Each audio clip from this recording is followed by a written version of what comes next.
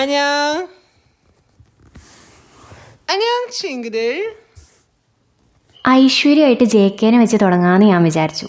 ഇപ്പം എന്തായാലും ആദ്യം ഇൻട്രൊഡക്ഷൻ കൊടുത്തപ്പോൾ എനിക്കൊരു സമാധാനമുണ്ട്. ഓക്കെ, അപ്പോൾ വിഷയത്തിലേക്ക് വരാം. നിങ്ങൾ ആരെങ്കിലും ഏതെങ്കിലും മെഡിക്കൽ ഡ്രാമ 3-4 പ്രാവശ്യം ഇരുന്ന് കണ്ടിട്ടുണ്ടോ? എന്നാൽ ഞാൻ കണ്ടിട്ടുണ്ട്. ഇത്രമാത്രം ഒരേ ഡ്രാമ, അതും 16 എപ്പിസോഡൊക്കെ ഉള്ളത് കാണാൻ ഇവർക്ക് എന്താ വട്ടുണ്ടോ എന്ന് നിങ്ങൾക്ക് തോന്നും.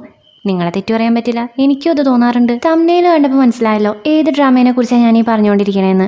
Doctor John. എനിക്ക് ഒരുപാട് ഇഷ്ടമുള്ള ഒരു ആക്ടറിൻ്റെ സീരീസാണിത്, ജീസോങ്ങിൻ്റെ.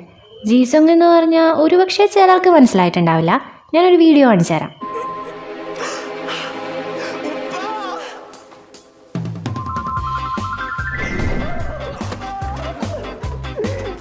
ബെസ്റ്റ് കപ്പിൾ അവാർഡ് വരെ വാങ്ങിയ ഒരു ഐറ്റം ആയിരുന്നു ഇത്.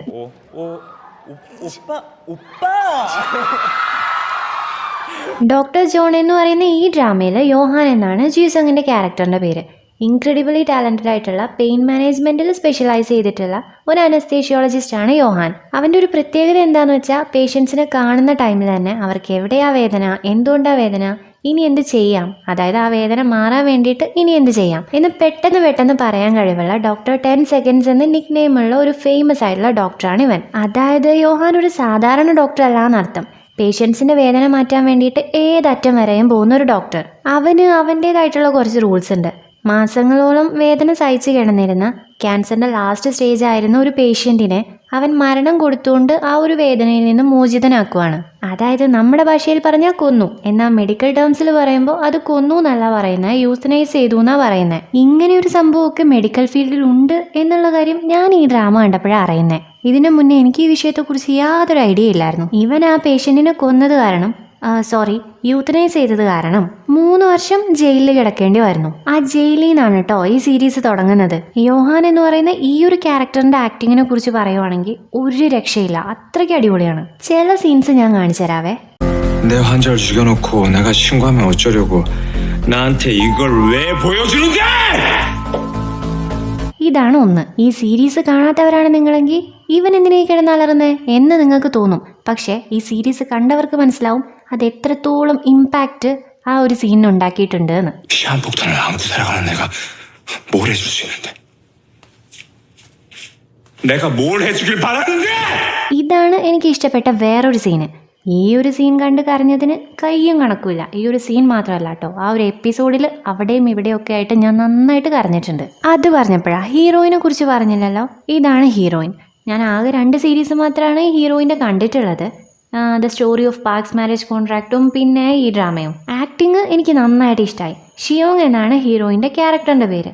ഈ ക്യാരക്ടറിൻ്റെ ഇമോഷൻസൊക്കെ നമ്മളിലേക്ക് എത്തിക്കുന്ന കാര്യത്തിൽ she did a great job. പേഷ്യൻസിൻ്റെ കാര്യത്തിലുള്ള അവളുടെ ഒരു സിമ്പതി ആണെങ്കിലും യോഹാൻ്റെ കാര്യത്തിലുള്ള അവളുടെ ഒരു കെയറിങ് ആണെങ്കിലും ഒക്കെ അടിപൊളി എന്നല്ലാണ്ട് വേറെ ഒന്നും പറയാൻ പറ്റില്ല. ഈ പൊട്ടത്തരങ്ങളൊക്കെ ചെയ്ത് ക്യൂട്ട്നെസ് ഇങ്ങനെ വാരി വിതറി നടക്കുന്ന അങ്ങനത്തെ ക്യാരക്ടറൊന്നും അല്ല. നല്ല ബുദ്ധിയും ബോധവും വിവേകവും ഒക്കെയുള്ള ഒരാളാണ് ഷിയോങ്. മെച്ചുവേർഡാണ്, എന്നാൽ യോഹാന്റെ കാര്യത്തിൽ അവൾക്ക് കുറച്ച് വട്ടുമുണ്ട്. ഈ ഒരു സീരീസ് തുടങ്ങുന്നത് ജയിലിൽ നിന്നാണെന്ന് പറഞ്ഞില്ലേ.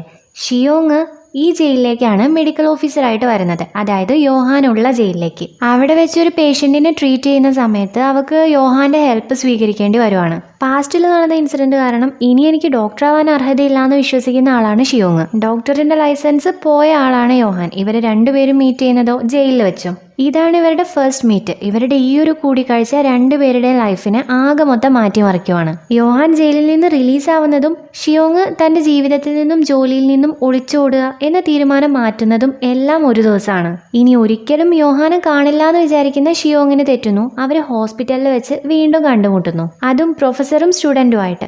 സെയിം ഡിപ്പാർട്ട്മെന്റ്, സെയിം സ്പെഷ്യലൈസേഷനും. ഈ ഒരു ഡ്രാമേനെ കൂടുതൽ ഇൻട്രസ്റ്റിംഗ് ആക്കുന്നത് എന്താന്ന് വെച്ചാൽ ഓരോ പേഷ്യൻസിന്റെയും അസുഖങ്ങളാണ്.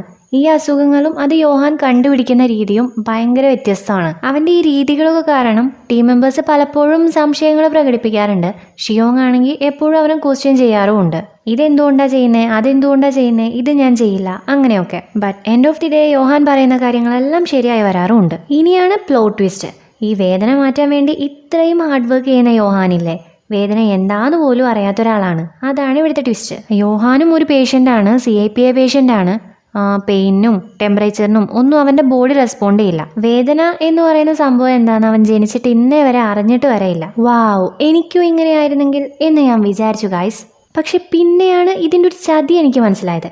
എവിടെയെങ്കിലും അടിച്ചു കുത്തി വീണാലും വേദന അറിയില്ല, എല്ലുപൊട്ടേ ക്ഷതം പറ്റേ എന്ത് സംഭവിച്ചാലും നോ പെയിൻ. എന്തേലും ഇൻഫെക്ഷൻ വന്ന് ഒറ്റ സെക്കൻഡിൽ തട്ടിപ്പോയാലും അതിൽ വലിയ അത്ഭുതമൊന്നും ഉണ്ടാവില്ല. എന്തായാലും ഈ സീരീസ് കണ്ടപ്പോൾ എൻ്റെ വേദന ഇല്ലാതിരുന്നെങ്കിൽ എന്ന ആ ഒരു ആഗ്രഹം ഞാൻ അങ്ങ് കത്തിച്ചു കളഞ്ഞു. So back to the point, യോഹാന്റെ ഈ ഒരു രോഗം ഒരു സീക്രട്ട് ആണ്. ഇത് ആദ്യമായിട്ട് കണ്ടുപിടിക്കുന്നതോ ഷിയോങ്ങോ ആണ്. ആ ഒരു ടൈമൊക്കെ ആകുന്ന സമയത്തേക്ക്, അതായത് ഈ യോഹാന്റെ അസുഖം ഷിയോങ് കണ്ടുപിടിക്കുന്ന ആ ഒരു ടൈമൊക്കെ ആകുമ്പോഴേക്ക് ഇവരുടെ റിലേഷൻ ഒരു സ്റ്റുഡൻറ്റ് ടീച്ചർ അല്ലെങ്കിൽ ഒരു പ്രൊഫസർ ടീച്ചർ എന്നുള്ളതിനേക്കാളേറെ വളർന്നിട്ടുണ്ടാവും. അത് പറയാൻ വിട്ടു. ഇവരുടെ കെമിസ്ട്രി ഞാനതിന് 10/10 കൊടുക്കും. കാരണം അത്രയ്ക്ക് നന്നായിട്ടുണ്ട്. ഈ സ്പൈസി സീൻസോ NC സീൻസോ അങ്ങനത്തെ ഒന്നും ഈ സീരീസിലില്ല കേട്ടോ. അല്ലേലും അത് അങ്ങനെയാണ്, നിങ്ങൾ ശ്രദ്ധിച്ചിട്ടുണ്ടോയെന്ന് അറിയില്ല. ഈ റൊമാൻറ്റിക് സീരീസിലെ കപ്പിൾസിനെക്കാളും അടിപൊളി കെമിസ്ട്രി ആയിരിക്കും ഈ നോൺ റൊമാൻറ്റിക് സീരീസിലെ കപ്പിൾസിന്. എനിവേ, ഏത് ആംഗിളിൽ നോക്കിയാലും ഈ ഡ്രാമ അടിപൊളിയാണ്. എന്നാൽ എന്നെ ഇറിറ്റേറ്റ് ചെയ്തിട്ടുള്ള 2-3 കാര്യങ്ങളുണ്ട്. അതിൽ ഒന്നാമത്തെ കാര്യം ഹെയർ കളർ ആണെന്ന് പറഞ്ഞാൽ നിങ്ങൾ വിശ്വസിക്കുമോ? പക്ഷേ സത്യം അതാണ്. സെക്കൻഡ് ഫീമെയിൽ ലീഡിന്റെ ഹെയർ കളർ.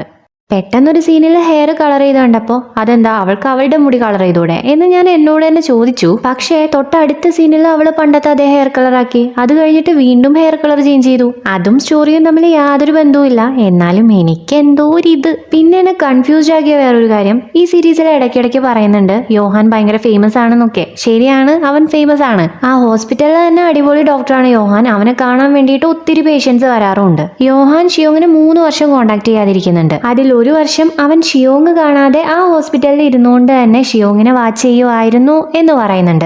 അതും അവരുടെ സെന്ററിലെ ക്യാൻറ്റീനിലായിരുന്നു അവൻ ടൈം സ്പെൻഡ് ചെയ്തിട്ടുണ്ടായിരുന്നത്. എന്നിട്ടും ഷിയോങ്ങോ മറ്റു ടീം മെമ്പേഴ്സോ ഹോസ്പിറ്റലിലുള്ള വേറെ ഡോക്ടേഴ്സോ ഒന്നും ഇവനെ കണ്ടിട്ടില്ല. എന്നാലും അത് എങ്ങനെയായിരിക്കും പോസിബിൾ ആയിട്ടുണ്ടാവുക? പിന്നെ കഥയിൽ ചോദ്യം ഇല്ല എന്നാണല്ലോ. അതുകൊണ്ട് ഞാൻ ആ കാര്യം വിട്ടു. പിന്നെ വേറൊരു കാര്യം, അത്രയും കാലം യാതൊരു കുഴപ്പമില്ലാതെ ജീവിച്ച യോഹാൻ ഷിയോങ് അവൻ്റെ രോഗത്തിനെ കുറിച്ച് കണ്ടുപിടിച്ച ആ സമയം തൊട്ട്, അതായത് അവനെ ഹെൽപ്പ് ചെയ്യാന്ന് പറയുന്നൊരു സമയമുണ്ട്, ആ സമയം തൊട്ട് അവന് വയ്യാതായി. അവന് പിന്നെ ഇല്ലാത്ത രോഗമൊന്നുമില്ല.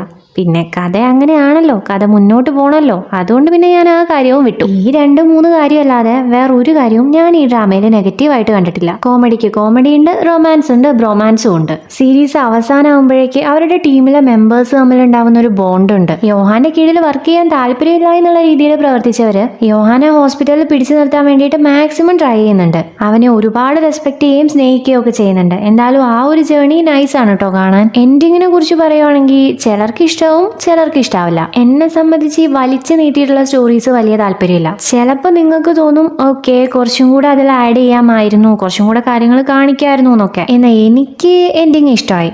ഈ ഭാവിയും ഭൂതവും വർത്തമാനം ഒക്കെ ഇനിയും കാണിക്കേണ്ട കാര്യമുണ്ടെന്ന് എനിക്ക് തോന്നുന്നില്ല. ഈ സീരീസിനെ കുറിച്ചുള്ള എൻ്റെ അഭിപ്രായമാണ് കേട്ടോ ഇത്. ഞാനൊരു 9.6 ഔട്ട് ഓഫ് 10 കൊടുക്കും. കാണാത്തവരെ എന്തായാലും ഈ ഡ്രാമ ഇരുന്ന് കാണണം കേട്ടോ. നമുക്ക് നമ്മുടെ ലൈഫിനെ കുറിച്ചും ആരോഗ്യത്തിനെ കുറിച്ചും അതേപോലെ നമ്മൾ എത്ര ലക്കിയാണെന്നുള്ള കാര്യം ഒക്കെ നമുക്ക് ഈ ഒരു സീരീസ് കാണുമ്പോൾ ഓർമ്മ വരും. ഇതൊരു മെഡിക്കൽ റിലേറ്റഡ് സ്റ്റോറി ആയതുകൊണ്ട് തന്നെ ഓരോ റിലേഷൻഷിപ്പും എത്രത്തോളം പ്യുവർ ആണ്, അതേപോലെ എത്രത്തോളം വാല്യൂ ഉള്ളതാണ്, ഇതൊക്കെ നമുക്ക് മനസ്സിലാവും. പലതരം ഇമോഷൻസ് ഒരുമിച്ചുള്ള ഒരു സ്ഥലമാണ് ഹോസ്പിറ്റൽ എന്നല്ലേ പറയാറ്. ഇതുപോലുള്ള കാര്യങ്ങളൊക്കെ നിങ്ങൾക്ക് ഇഷ്ടമാണെങ്കിൽ തീർച്ചയായിട്ടും ഈ ഒരു ഡ്രാമ നിങ്ങൾക്ക് ഇഷ്ടമാവും. ഈ ഡ്രാമയുടെ എക്സ്പ്ലനേഷൻ മൈ ഡ്രാമ ടെല്ല എന്ന് പറയുന്ന എൻ്റെ ചാനലിലുണ്ട്. അപ്പോൾ എക്സ്പ്ലനേഷൻ കാണുന്നത് ഇഷ്ടമുള്ളവരാണ് നിങ്ങളെങ്കിൽ ഒന്ന് കണ്ടു നോക്കൂ കേട്ടോ. അപ്പോൾ വീഡിയോ ഇഷ്ടപ്പെട്ടെങ്കിൽ ലൈക്ക് ചെയ്യുക, കമന്റ് ചെയ്യുക, സബ്സ്ക്രൈബ് ചെയ്യുക. JKനെ വെച്ച് തുടങ്ങിയത് ഞാൻ JKനെ വെച്ച് തന്നെ തീർക്കുവാണ്. 안녕, bye bye, see you soon.